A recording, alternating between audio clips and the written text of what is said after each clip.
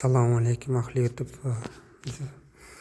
yurtdoshlar. Avtomat shit terish o'tgan safar video qilgandim. Bolalar iltimos qildi, aka ko'rinmay qoldi deb. Telefon o'sgani uchun shuncha tushira olmagandim.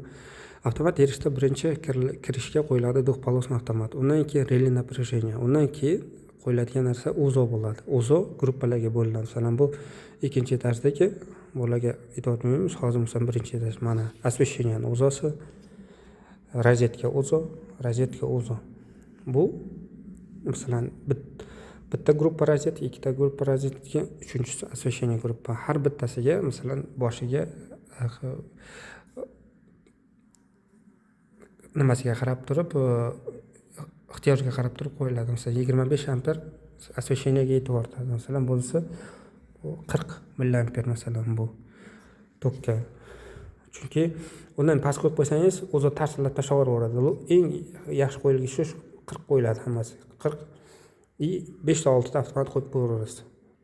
O'zadan chiqqan nimaga fazani tepaga tashlanadi, o'zadan chiqqan nol shinaga tashlanadi. Har bittasi отдельно bo'ladi. Masalan, mana bu gruppani simlarini отдельно tushirib olasizlar. 6 ta bo'lsa, 10 ta bo'lsa, masalan, shu gruppada shuni отдельно nollarni отдельно fazalarni отдельно avtomatga tiqib chiqasiz. Ana shunda ishlaydi, bo'lmasa o'chirib tashlayveradi. Asosda bitta ikkita avtomat bilan tushirtirib ketaman. Hozir bu ko'p bo'lgani uchun boshini og'rib qolishi mumkin. U tushunadigan odam tushirib olaveradi.